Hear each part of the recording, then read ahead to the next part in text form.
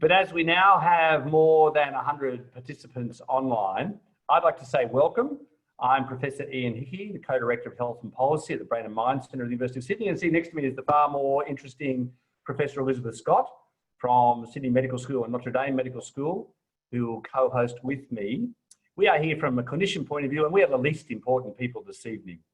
Before we start, I do want to recognise and acknowledge the traditional owners of the country on which we are sitting, which is the Gadigal people of the Eora Nation and their elders past, present and emerging. And also my respect for those with lived experience of mental health problems and of the impacts of suicide. This particular seminar series is run in association with our NHMRC Centre of Research Excellence, Youth E, on preventing youth suicide in Australia, and very much with our partners at Origin Youth Health in Melbourne and Professor Joe Robinson, who's here with us this evening. This is a series that we've had in association with our CRE about flattening the mental health curve in relation to the COVID-19 pandemic, and particularly its impact on young people, but also as part of our wider efforts to really reduce the impacts of suicidal behaviour in young people in Australia. Pretty challenging topic. And other topics, we've looked at what is happening in relation to COVID-19, we've particularly looked at the experiences of young people, but continuously throughout that dialogue, the impact on families and carers and the role of family, parents and carers in this dialogue is critical. In much of my previous work as a National Mental Health Commissioner and elsewhere, it's interesting that about a third of people who use services say they don't do a very good job, but about a half of family and carers report that our services don't do a really good job. And particularly around young people, that they're not very actively engaged, despite the fact that young people are critical members of a social group called a family, typically, or of a social group of carers. So we thought it was particularly important to spend at least one of these webinars devoted particularly to that. And I'm very grateful to the people collected here this evening, young people and their parents, and their carers, and their families. And the rest of this evening is going to be facilitated by two of those key people. Sam Hockey, who's been one of our principal leaders of lived experience groups through all of our Youth E work, and his mum, Jennifer, and actually their particular experiences and leading of questions and dialogue between a whole range of other parents and carers who have very kindly agreed to share their experiences. I'm particularly looking forward to learning a lot, their pearls of wisdom, the things they've learned through their experiences, which have been extensive, and the ways in which we need to change the dialogue that we have with young people, and we need to change services that we are part of to take account of these key experiences. So Sam and Jenny, over to you. Thank you so much, Ian. Thank you, Ian. I thought I'd start by going around the room and introducing all of our amazing guest speakers on the panel and what brings them here today. So if you see me looking over to the side, just don't be fooled or anything. I'm just reading off the screen or concerned. And before I do that, I thought I'd just put up a small disclaimer saying that we will be talking about really quite difficult topics this evening, as we have in a couple of our other webinars. And if you see any of our cameras go off or reaching for a tissue, don't judge, it's only human and it's encouraged. It's a great thing about being a human is we can experience emotion, and tonight's not void of that at all. So without further ado, I might go through, starting with Amanda. So Amanda lives on the north coast of New South Wales with her husband and their 15-year-old daughter and 13-year-old son. Their daughter has experienced severe issues with her mental health for several years now. Kim, another one of our amazing panelists. Kim is a mother to 3 boys and lives on the Bellarine, I hope I got that right, peninsula in Victoria. 2 years ago, Kim's middle son Daniel took his life after struggling with mental health issues for most of his young life. Since losing Daniel, Kim has become a passionate advocate for youth suicide prevention and working towards eliminating stigma associated with mental health issues. Philippa is a mum to 5 children aged 12 to 17. Her 14 and 17-year-old sons have been unable to attend school and in and out of hospital for the past 2 years, dealing with complex mental health and psychiatric issues. Linda joins us from the mid-north coast of New South Wales. Linda's eldest son, Mikhail, took his own life this year in April. Through the trauma of his death, she has been finding ways to create meaning out of his suicide and to honour his memory by sharing his story.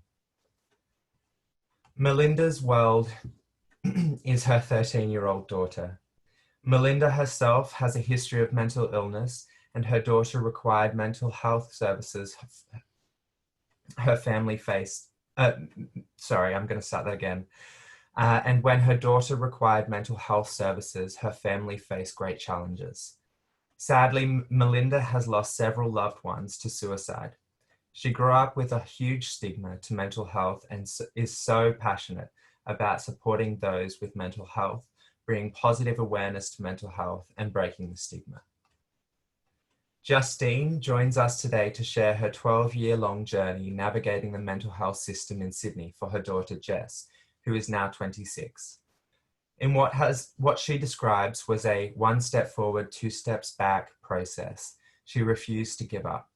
Justine advocates that it shouldn't just be this hard for carers. Whilst we all have different stories, the end game is the same for all of us. We just want to help our children and find their place in this world. And I figured since she's going to be co-hosting with me this evening, I'd let my mum introduce herself. I'm Jenny, and I'm Sam's mum, and I have 5 other children besides Sam. I believe awareness and education about mental health and an amplification of voices in the sector will make a difference to people's journey, and also hopefully change some of the outcomes. So I'm very supportive of Sam's work in advocacy.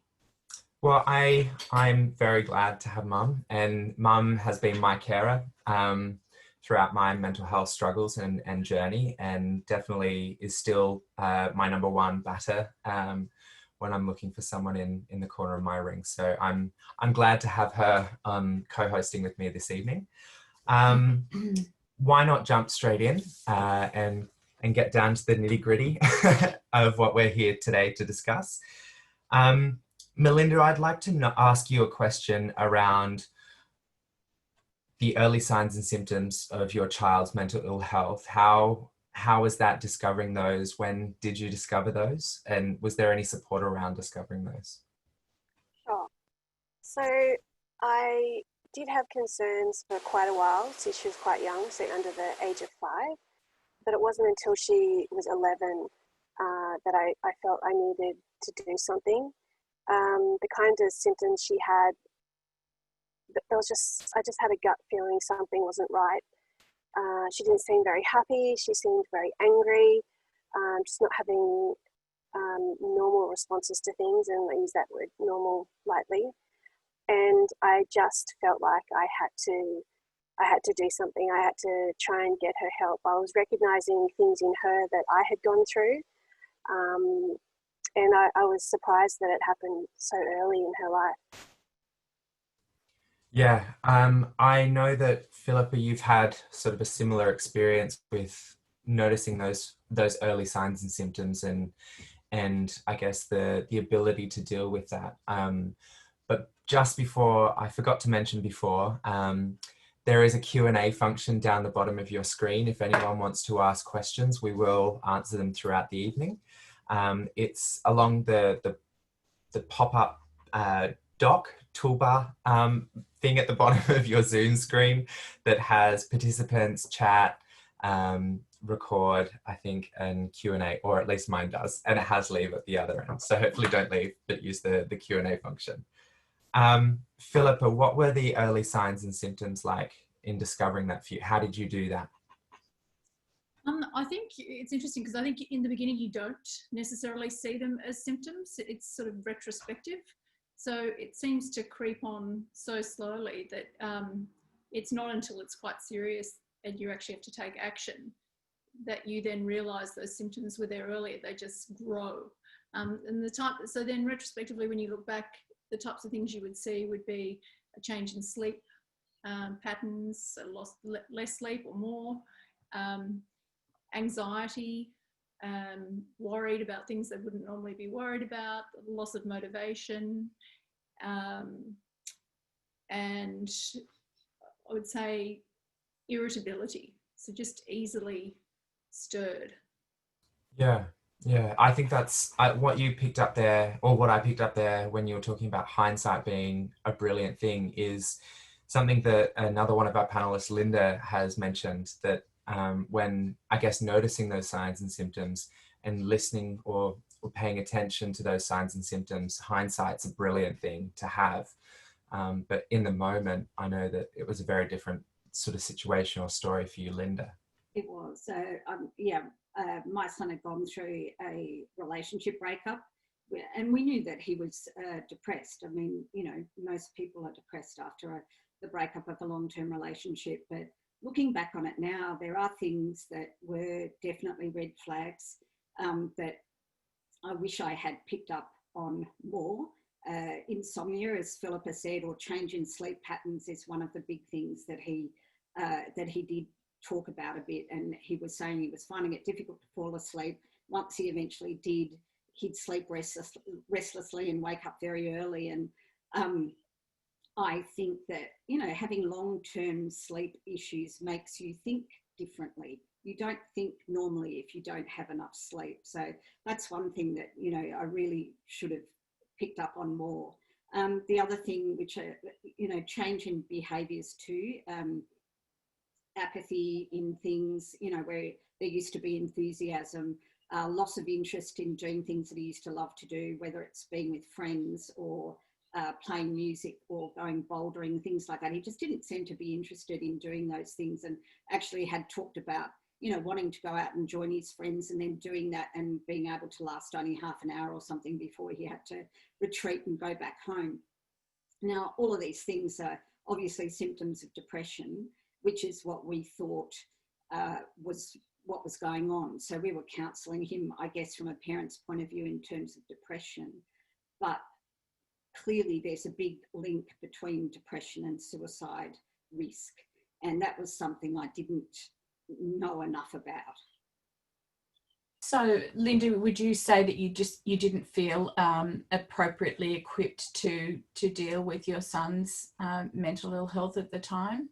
Look, he'd never had any mental health problems throughout the whole of his life. So we were looking at this as a short-term depression issue because of, you know, the situational things with him. He'd, you know, been in a relationship for a long time, for 8 years, and he thought that was going to be a forever thing, and it wasn't. And then he took that upon himself, all those feelings that you get of you know, feeling that your feelings of self-worth go through a bit of a battering, I think, when you go through that. So we were thinking of that as being fairly normal. And it was, in a sense. He'd sort of started to get over it. He'd turned a corner at Christmas time. We thought he'd met somebody new. He was, you know, going out and enjoying those things again. And we just didn't know that he had, as a long-term plan, you know, he planned out his death, and we had no idea, and his friends had no idea. So I think, had we picked up more on some of the things, and if we had had the conversation when he was feeling depressed, but we just didn't know to do that.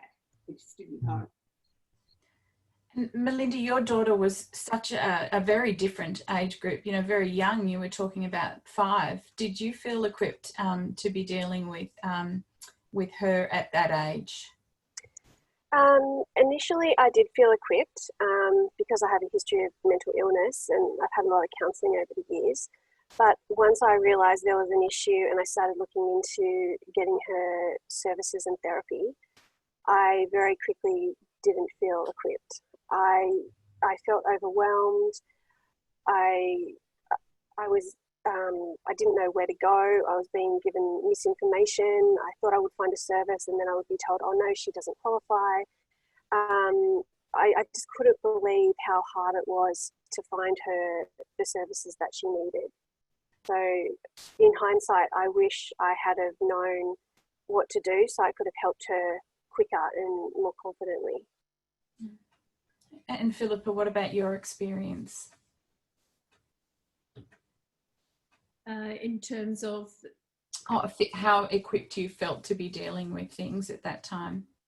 Well, I think it's, I also have a mental health I've got a mental health issue myself, so you sort of expect in that situation that you would be the first person to pick it up. And as I said, sometimes it always starts subtly. It just seems to creep and creep, and you sort of find ways to explain things until you realise it's all upon you, and it's much bigger than you. You sort of can't believe you missed it. In a way. But it seems to be, very evident once you realise, but it just takes quite a while to get there, I think. I also wanted to ask Amanda about that. How did you were similar to Melinda in the sense that it was such a young age? What was the preparedness about for you? My daughter was only 13. She'd just started high school. She was really just a little girl. I too have a mental health issue, and I have started when I was about 16. And so I was very aware of it. Of the possibility that she might develop similar problems. I was expecting that it might happen when she was 15 or 16 or 17. We were completely blindsided when this happened at such a young age. She'd just gone through puberty, which I found out later is a fairly common time for some children to develop really severe mental illness. And I just remember thinking right at the start when she first got sick that, I've been through a lot with mental health in my life, and at least all of this pain and experience is going to do some good because I know about all this stuff. I'll be able to help her. And I couldn't have been more wrong. Yeah. We have a question from the Q&A panel section for you, Melinda. What did you think that there was a lack of resources available to you because of your daughter's age?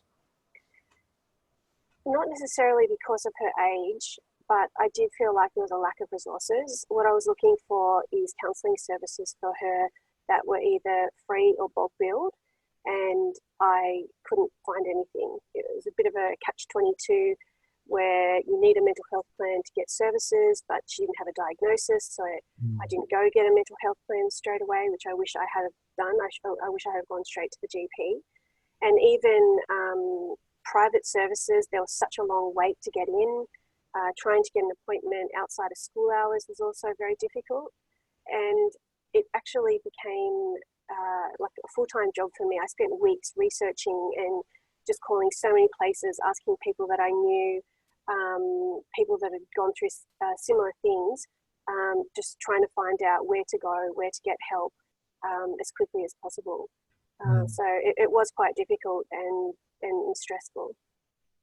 I'd like to ask Amanda about the quality care that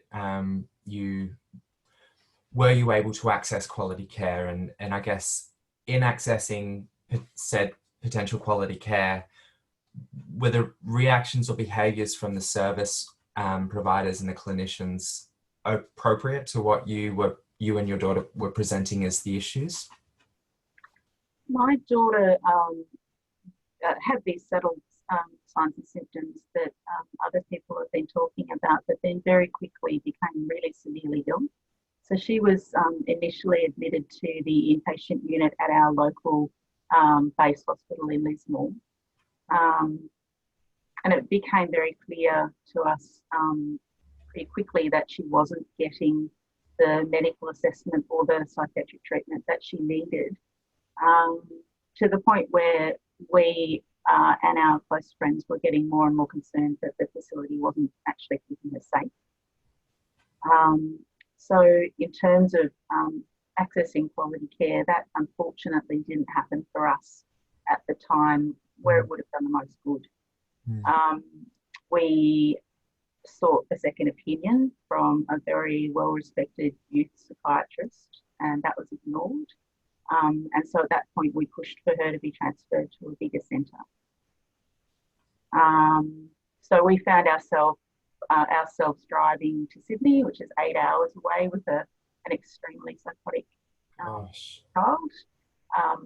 suicidal child, and getting her to Westmead Hospital in a state that she should never have been allowed to get to. And it took them another 5 months before she was well enough to go home.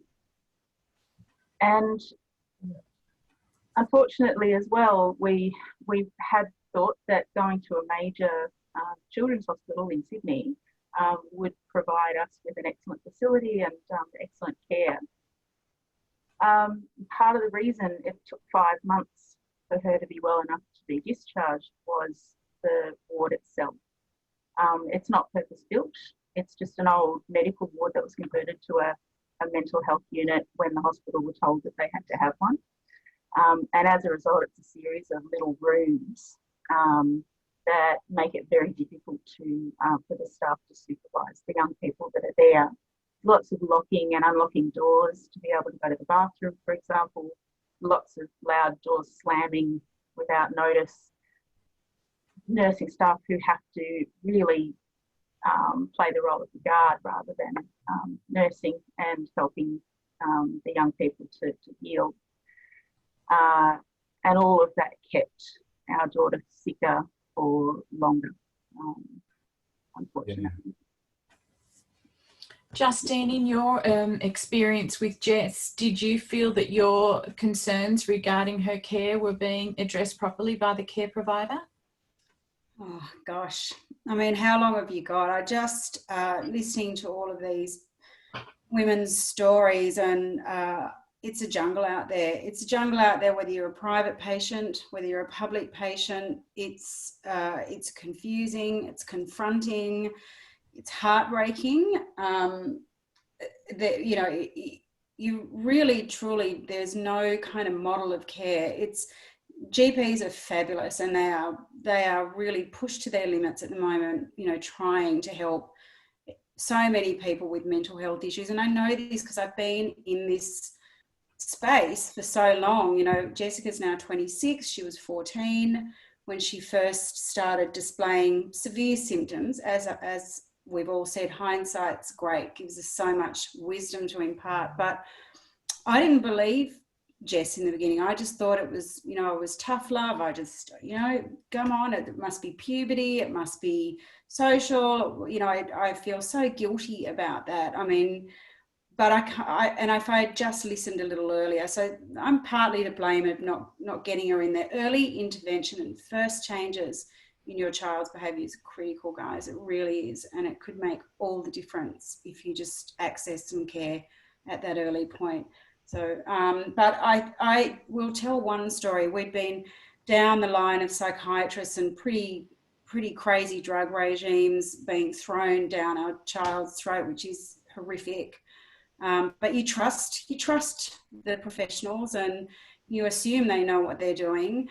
And then we had the opportunity for Jess to be assessed by someone very prominent in the mental health space, and she was put before a panel, and he was leading it.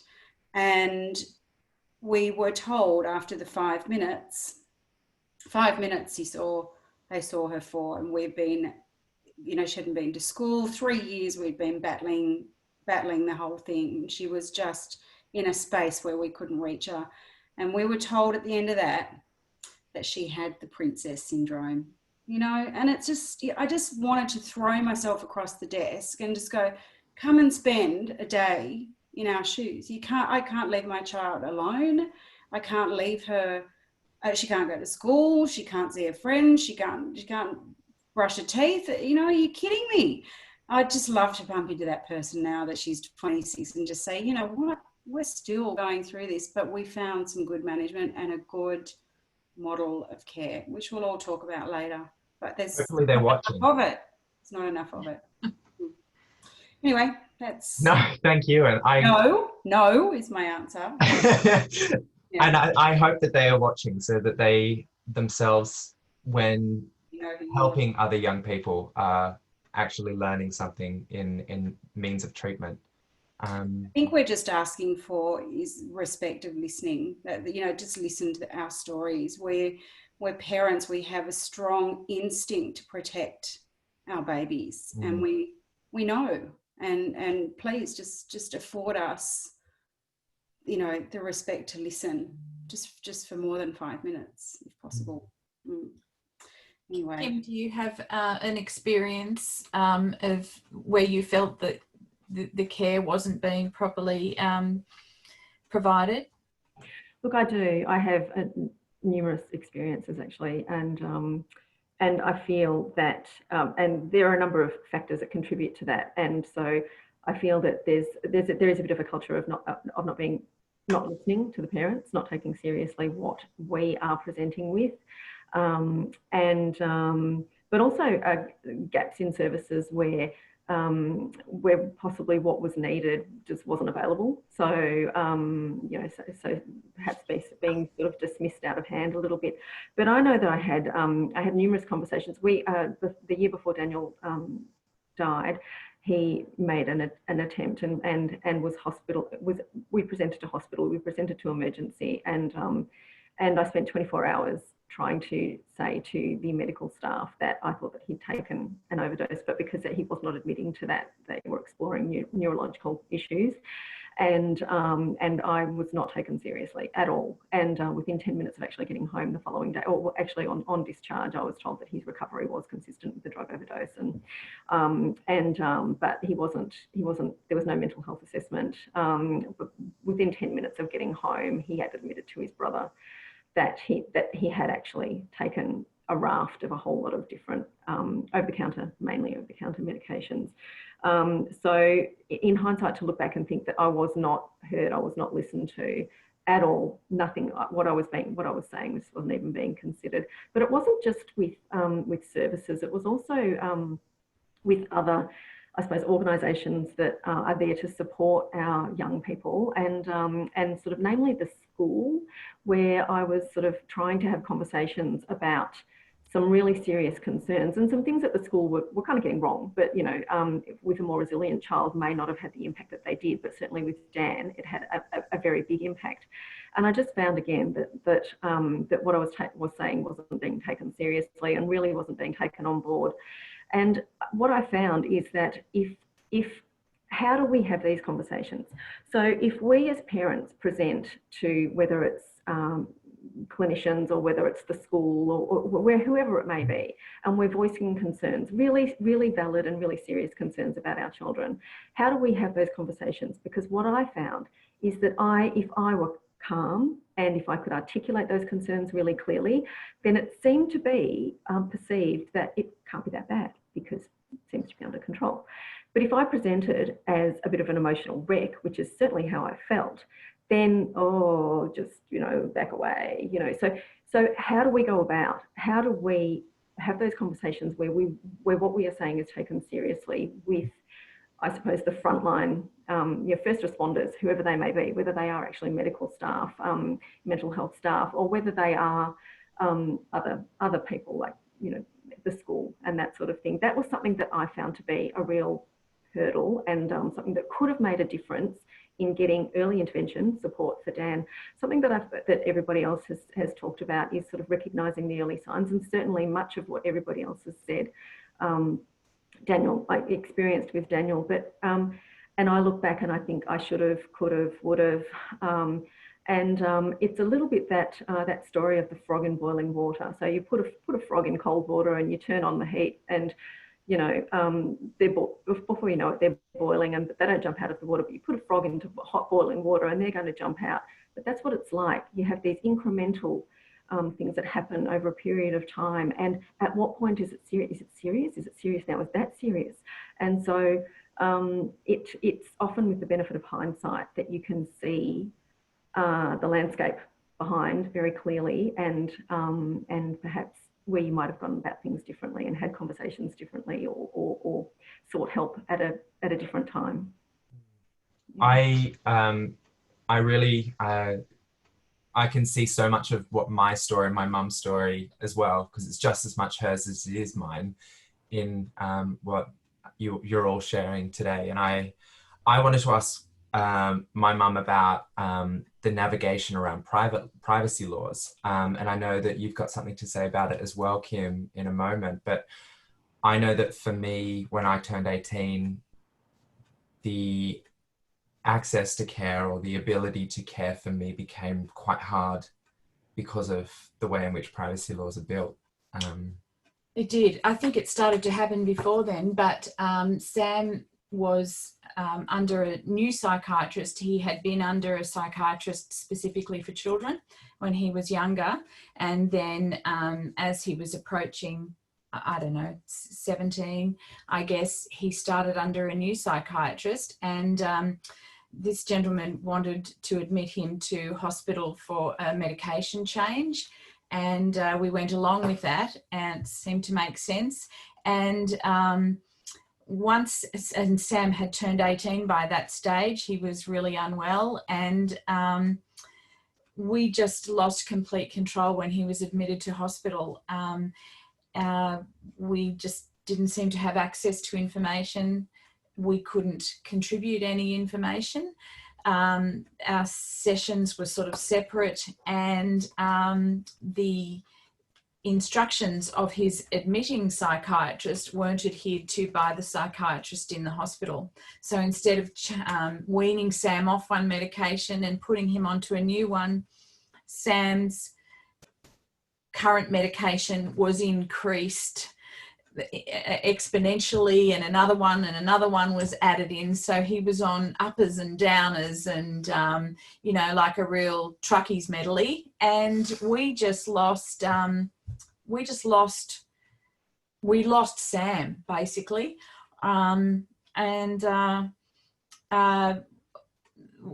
We couldn't, Sam just became a different person. We couldn't even convince him that he needed to leave the hospital. It was almost like he was institutionalized. And long story short, eventually Sam actually had a clash with the psychiatrist and decided, unbeknownst to us, to take himself off his medication cold turkey and to discharge himself from the hospital. And we brought him home and endured a very challenging couple of weeks while he, and we then discovered he was off medication. And I literally was on the internet finding a new hospital for Sam. There just was no help to find one. It was a matter of trying to find one ourselves. But that sort of leads into another story. But yes, I felt that because of the privacy laws, once Sam turned 18, we couldn't, accepting his right to privacy changed our ability to care for him in an informed capacity. Yeah, and I think we were talking just before with Kim, just before we went live, and Kim had a really interesting thing to say around the involvement of families and working around the privacy laws.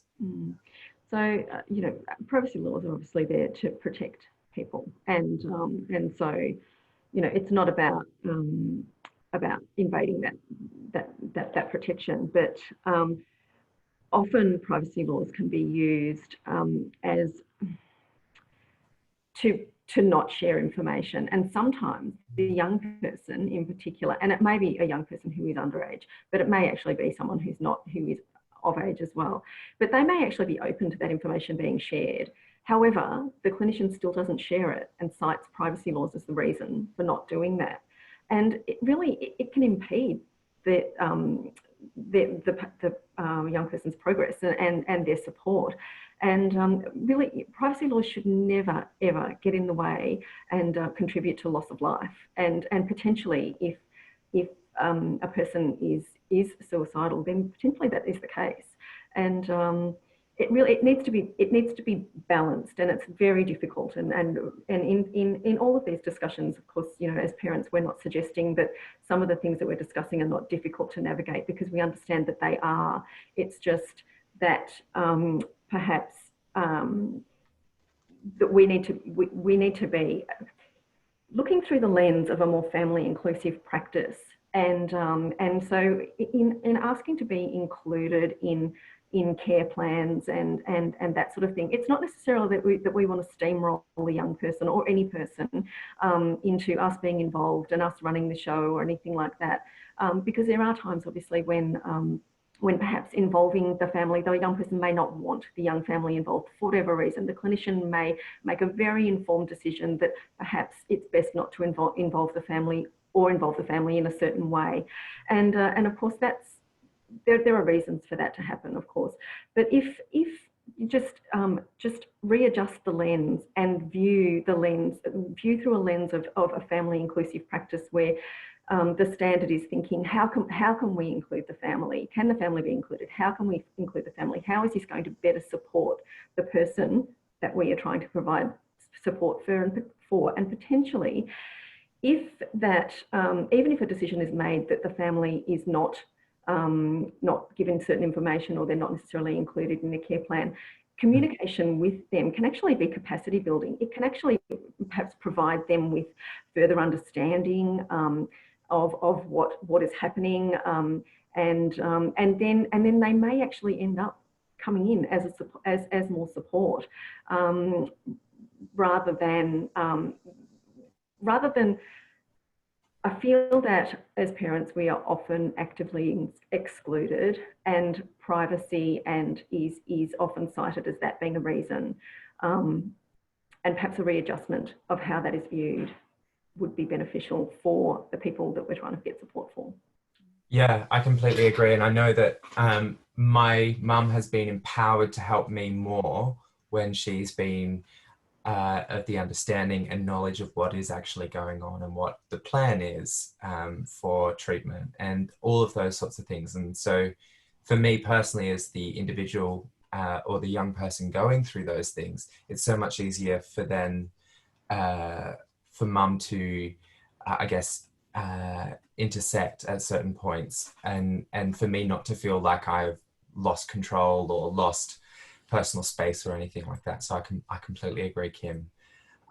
We've had a couple of questions coming from the Q&A around the support that all of you have received or haven't received throughout this time and these times. And I acknowledge that we have completely different journeys and lengths of journeys and sort of different stepped areas of the mental health journey and access and walking with your young person. So I'd like to hear a couple of you answer that question. Linda, as someone who a lot of it has been hindsight for you, have you been able to access the appropriate or been given the appropriate support in bereavement for your son, Mikhail? Well, it is like Kim and I belong to a club that nobody wants to belong to be absolutely perfectly honest. And I think for me, what I needed to do in the beginning was to support Mikhail's friends. A little bit of background, I'm a school teacher, and a lot of his friends I taught as well, and they've been friends since they were children and everything. And I really felt a responsibility towards them to help them to understand that they really just couldn't do anything either. So before I thought about what I needed, I felt like I needed to concentrate on them. So we did that, and that was really good. It's an ongoing thing, obviously, but his friends are still very much part of my life, and in that way still part of his memory as well. I do live up on the mid-north coast, and there are, all of this happening during COVID is another one of those things where you just sort of go like one thing on top of another. but there are things up here where there is a support group that people have got together who have lived experience of suicide, either with a partner, a child, a friend, something like that. That's been a really good thing, because just talking to people who've been through something similar to you is a really important thing. And so for me, that's been what I did. Also reaching out to groups like yours, which came sort of through a bit of serendipity as well. And I find these sorts of things really important. Like, these mothers who are here who are doing everything possible for their children. It's, it's an absolute blessing for your kids. And, just keep talking, whether it's to the professionals or to your kids, because it's being part of that conversation that can save a life. Thank you so much, Linda. That's I think that's something that we often underestimate within the system, is the peer workforce and the absolute power it is to share your own experience with someone who, like you said, is going through the exact same thing.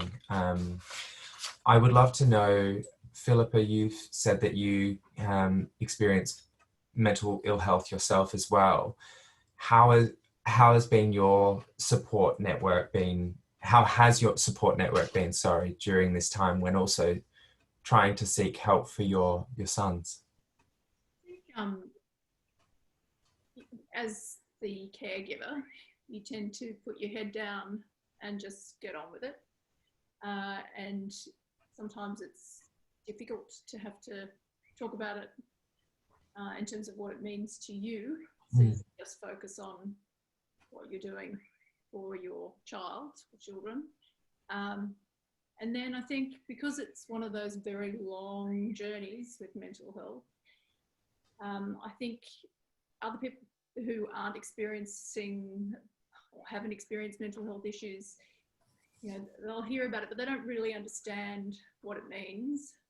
And I think it's difficult for them to understand it. And also it's then difficult to talk about on, for prolonged. So every time you see each other or you see your friends, it's a topic that they don't necessarily know how to approach, and you don't always want to have to talk about it either. So you tend just to put it to the back, and I guess you sort of think you'll get to it when the time comes. Yeah, I can see so many nodding heads on our screen here, and Amanda's now having a quiet giggle. That I'm guessing that is just resonating so strongly about. I know that I've had the same conversation with my mum about, are you getting app support? And it's very much the carer has to put it back on the back burner. It's something. Yeah, it's not a sort of a hero syndrome or anything like that. You just don't have the space to be able to fall apart and keep things going for your child and for all of your children and your family. And my husband and I joke about, pushing things down and dealing with them later, which isn't at all a great strategy, but it does tend to be what we've needed to do. One thing that's been really great in the last little while is that my daughter's psychiatrist has put us in touch with a couple of other families who she feels would be helpful for us to all get to know each other. We're going through similar things, and it's been incredibly valuable. And it's something that other health professionals might be able to do for the people that they're looking after as well. It's a really isolating experience, particularly having your child in a mental health unit. She was there for so long, I met hardly any parents, which is a really unusual thing for a children's hospital. And so, being able to be put in touch with people who are going through a similar thing, if it's thought to be, a useful kind of match, that's been really, really helpful for us. It's isolating because it's so exhausting as well, and to meet up with people who are going through the same thing, there's a whole lot you just don't have to explain, which makes it just so much less tiring if you can speak with somebody who already gets half of the picture. It's so much easier than having to sit and explain to somebody about it before you can even start having the conversation. And I have found over the years that I've become more reclusive because I just couldn't be bothered with that first part of the conversation because it's just too exhausting. So I think being able to talk to people who have gone or are going through the same thing, there's just an existing empathy there, so you can start from a different platform, a different level, and move on from there. I think as well, I guess when you, other sorts of awful illnesses that people go through, like cancer, for example, having chemotherapy, there's a general understanding from movies and TV shows and books and things about the day-to-day awfulness of that. And I don't think that there is that equivalent yet for mental health conditions. You know, it's not all lying on the bed, not being able to move and not wanting to get up. There are a lot of things that happen behind closed doors that potentially people think are only happening to them and to their family. And because it's so difficult to meet other people to talk about it, I think that isolation and secrecy makes the whole experience more difficult. I would love to talk about, I guess, the conversation you as a carer have with your young person about suicidal thoughts and behaviours. It's been something that I've experienced in my life, and that the conversation that my mum first opened up with me about whether I'm safe or not has been a complete game changer. Not only in the way that we interact, like you said, Amanda, like there is an everyday thing. It's not just one period and then it's done. But in the way in which if I'm at a low, that question comes up and there's no stigma around it in either of our eyes. But Kim, as someone who has sort of been in that position, what are the fears when you asked your son about suicidal behaviours or thoughts? Well, I think that, you know, until I lost Daniel, I thought the worst thing that I could hear was that he was having suicidal thoughts, and so it is a really difficult thing to hear from your child that they are not wanting to be here anymore, and it can be really quite frightening, and as an instinct, you can sort of go a little bit into denial, perhaps, and I think that this is perhaps where not just as parents, but well, certainly as parents, we try not to do this, but this instinct of, oh no, that's not the case. You're okay, kind of thing, and this, you know, this dismissal of when people actually do open up, I think is part of why there's a stigma around mental health issues.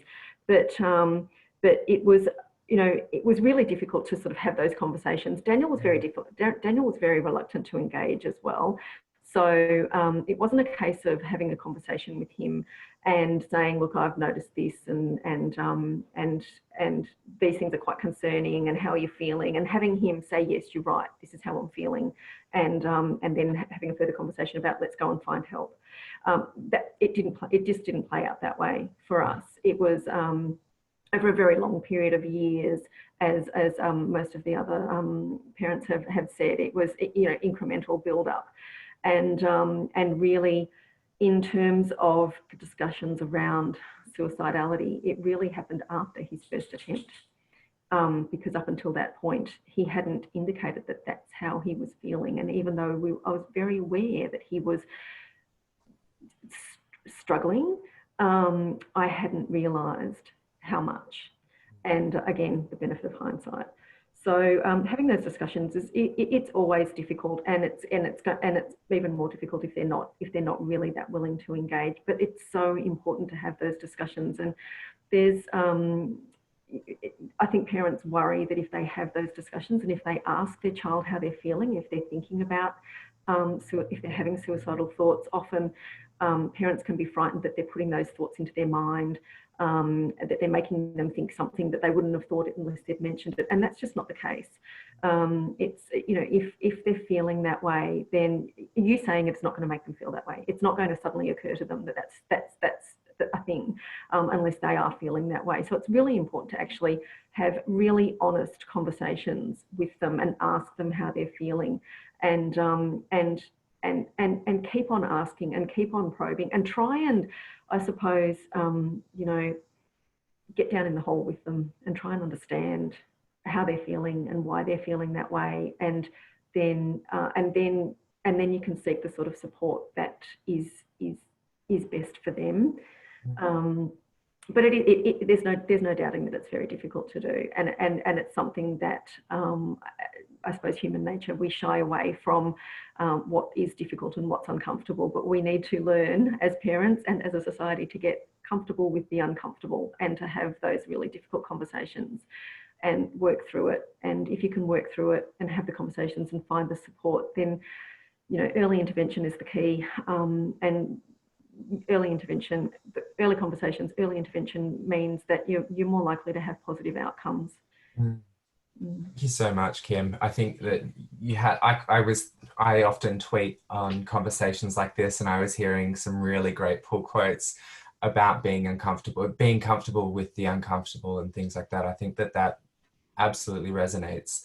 Time has just flown. We've got 5 minutes left, which is amazing. And I've got 2 questions left that I'd like to ask every one of our panelists. And it's been something that has come up as well in the Q&A. I'll start with you, Melinda. The first thing is, what would be one thing that you would have changed about the way the mental health care system responds or has responded to your situation? And the second thing we'd love to know is, what's one thing that you would warn another carer against when accessing the system?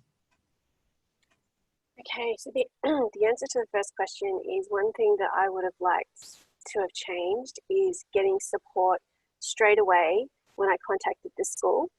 We have a school counsellor.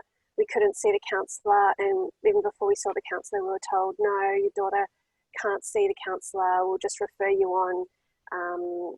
And I just felt like, well, I need help me. She doesn't want to go to school. This is where I think I should go first. Where should I go? They wanted me to go out on my own, find somewhere private. There was just pushback. Months and months later, they contacted me, okay, you can come see the counsellor now. And I said, well, it's too late. I found somewhere, what's the point?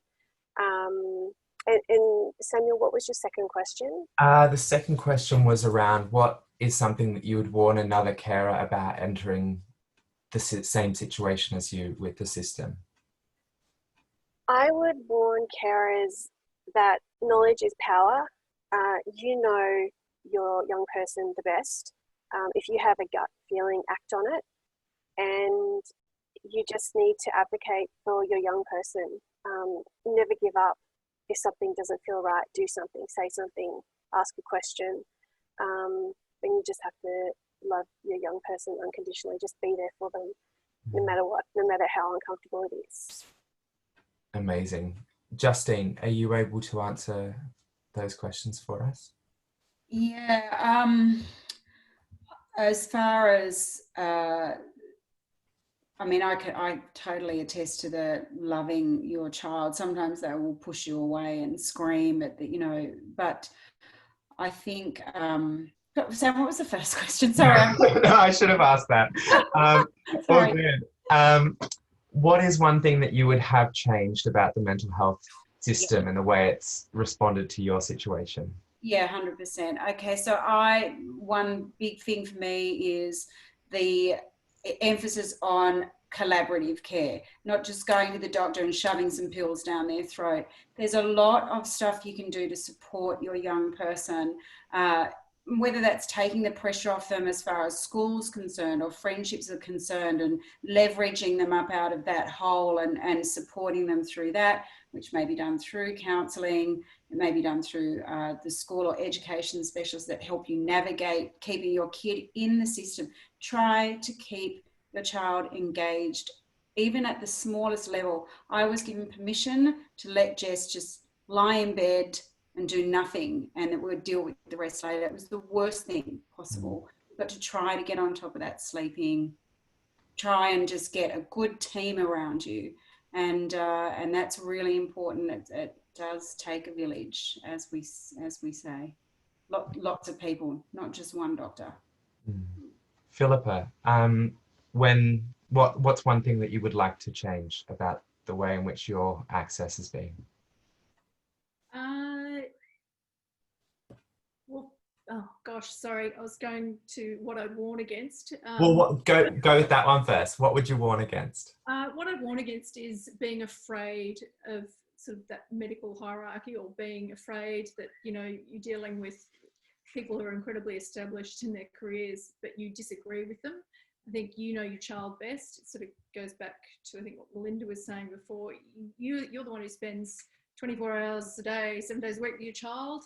You know when something's wrong. And I think you spend half an hour or an hour with a specialist, and if you disagree with them, I think you really need to have a strong conversation about it, and you need to ask, you know, the hard questions that you might feel uncomfortable asking. But I think it's really important that you advocate for your child. And I think if you have doubts, that you absolutely get a second opinion, and if you don't like the doctor, you go to a new doctor. I think that one of the things I really have learnt is that when there is a wait list and you can't get in to see the person you want to see, you're still better to put your name down, because sure enough, that date will come around, and usually you actually need it. So even if it's sort of 4 months out. So I would say make sure you take an appointment and wait. Even if you're doing something else in the meantime, at least that appointment's in there if you need it down the track. Absolutely. Linda, would I be able to call on you for what would you warn someone against, or what would you like to see changed? Oh, you're on. Oh, Linda, you're on. I'll unmute you. No, you can't. Okay. There we go. Sorry about that. Yeah, no, I think people have covered it really well in terms of the medical system. All I would say in terms of speaking to your children is to, you know, and we've touched on this too, is not to be scared of asking the difficult questions. And when you do, be really explicit and direct and exact in your language. So, you know, things like, you know, are you feeling like you want to hurt yourself? Are you thinking about suicide? They're really scary questions, but it's really important to verbalise those things and to get it out in the open, because it can start a conversation. And that's the most important thing to me, I think. Absolutely. And Amanda, is there anything that you would warn against or would like to see changed? Warning against, I would echo absolutely all of the comments about not having blind faith in the people that you're presenting to. Listen to the doctors, absolutely, and to the health professionals, but be prepared to speak up, because you do know your child best. I guess the one thing that we would have changed is that our daughter would have been given the right treatment right at the start when we first presented to the system. I just remember having this awful sick feeling a couple of weeks in when I realised that she was getting worse and worse. Nobody was listening to us. And we just, in all good faith, handed her over to the care of a health system that just wasn't up to helping her in terms of our local resources. Yeah. And last, Kim, anything you would change or warn against? Yeah, look, I think that, you know, I agree with what everybody else has said, and I think that, you know, to inform yourself and to continue to advocate for your child, no matter what, and to, you know, if your child is actually saying to you, look, I don't feel comfortable with this clinician, or or seeing this particular person, then listen and find someone else, and be flexible, be proactive, be flexible. But I will add that as much as we've discussed how difficult it can be as a carer to be supporting a young person, you're really in it for the long haul, and it is really important that you actually look after yourself, because if you don't have any fuel in the tank, you can't look after yourself, you can't look after the rest of your family, and as much as possible, you need to be aware of looking after yourself so that you're in a position to support your young person and other people around as well. Just before I hand over to Ian, Liz and Joe, I forgot to ask Mum, what would be something you would warn against or change? I wish that I had trusted my gut more and spoken up more. And as far as what I would advise is just keep building relationships with your children and talking to your children, and just love, love, love. And when you think you've got no love left, just more love. Yeah. I can vouch for that. Justine, you have one quick thing. I just want to say, if I could make any of my wishes come true, I wish that there were more centres where we could go and receive this multimodal care, where there were all these resources and everyone was able to work together with you to help your child, help your family, help you. I just wish that there were a lot more of them, and it would have, instead of just going out there and chasing your tail and trying to find it all yourself, it's tough. It's hard. Got nods across the board. It's universal. It's agreed. We definitely do. I think I'm handing over to Joe. Thank you so much, everyone, and I've loved being part of this. Yeah, me too. Thank you so much, everybody. I mean, this is, a hard thing to wrap up from, because you've all spoken so beautifully. Big thanks to Sam and Jennifer for fantastic hosting and moderating, but a huge thanks to all of you for sharing your stories so generously. And, we've really heard how difficult and isolating it can be to navigate a system with all those structural barriers, making what's a difficult task even harder. But we've also heard so much strength coming out of you all this evening, and so much love and compassion. And that's just, it's really amazing. And you've all done a fantastic job. As parents, we're very much hardwired to blame ourselves for everything. But just hearing the compassion that you've all spoken with this evening has just been really, really, really powerful. And I've been receiving text messages here, just, saying just how amazing it has been to listen to you all. People sending virtual hugs through the screen, and, lots of warmth and good feelings coming towards you for sort of sharing what this experience has been like for you all. I will, just before we finish and hand back to Ian and Liz, echo Kim's point, actually, which is that families very much do need support too. This is a difficult task, and it's really important for you to, look after yourselves and engage in some self-care. So we do have some resources, I think, coming up on the slides that are following, which are links in terms of if you wanted to access some healthcare or some mental health supports. They're all listed here for you. And actually on the next slide, I think we've got some specific resource for families who are supporting young people who are suicidal or engaging in self-harm, including one of the links in there is a link to some training that we're offering to families and parents across Victoria around how to support a young person who might be at risk of suicide. So with that, I would just like to thank you all so much again, and I will hand over to Ian and Liz to close. Thank you.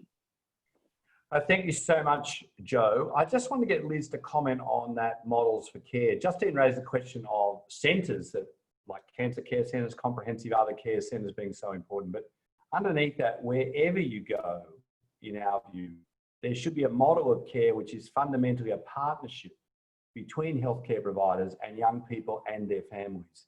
So Liz, you just want to comment on that, because it has arisen continuously as if it isn't the optimal model of care. But in fact, in all the models ourselves, Origin, others are involved in this area, Headspace and many others, it is the best model of care. So if you're not getting that care, it's fine to say to the system you're dealing with, this isn't the best care. The best care is an ongoing partnership. As we've heard tonight, young people are incredibly dependent on their families and carers sticking at it in a really complex and disorganized world. But Liz, you just want to comment on since you're one of those people who does it every day. So I think it's an enormous issue in our services. And when I started working in youth services at St Vincent's Hospital in Sydney, there was an emphasis on individual care, that young people were considered to be teenagers and individuals, issues of privacy and confidentiality.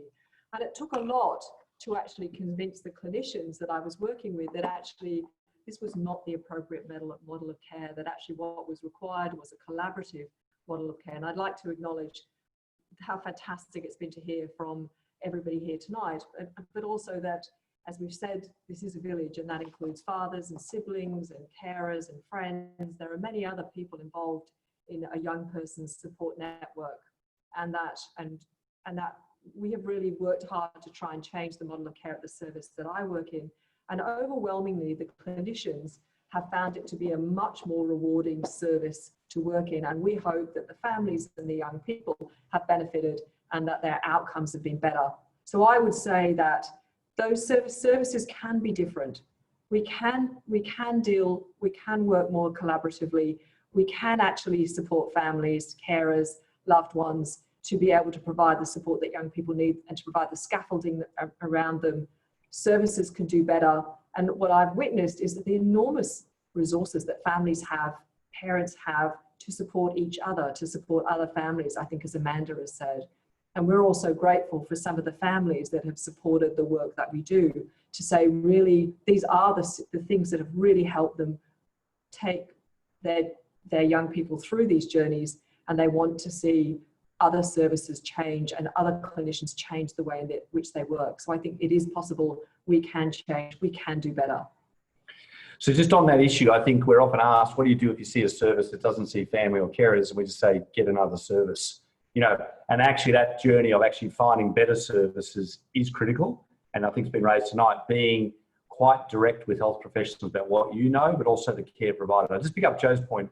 Also, I think tremendous pressure is on parents to do things. And we have to do a lot more as a wider society and our services to support parents through wider sharing of adult responsibilities, how we behave as a community.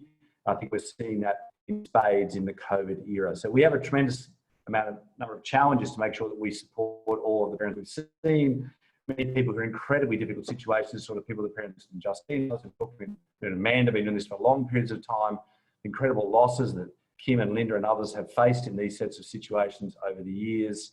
The effort that's required, as I think just showing an exemplary example with Sam and Jenny of sticking together through really difficult times and going on and to contribute in these areas. This work wouldn't be possible without the support of a range of different agencies. We mentioned some of them, but others. Agencies like Philippa Health Foundation and Future Generation Global are agencies that actually support financially this sort of work to care. We've had a number of families that have directly supported financially this kind of work. There is a tremendous amount to be done. One of the questions that was raised is, what do we need to do so there's more investment? Well, actually, you've seen tonight what needs to happen, which is hearing from people directly. So our thanks really to all of the parents who participated. Just a point, there are dads involved. Kids often apparently do have dads and they are involved. Unfortunately, some were not able to join us this evening, but it's important that we actually get more dads actually to speak as bravely as many of the mums have this evening and many of the young peoples that we have had. So there is a wider village and community that is part of the change and social action that's required. To those of you who have participated this evening, thank you so much for being involved. There is a recording out of this evening. You'll be able to see this back through the Brain and Mind websites in association with our partners, not only in Brain and Mind, with Origin Youth Health, and out through our wider sets of networks. We are very open to receiving more feedback. We're keen to hear about what other issues you wish to see addressed in the future. But thanks so much for your time and attention this evening. We'll stay in contact with you.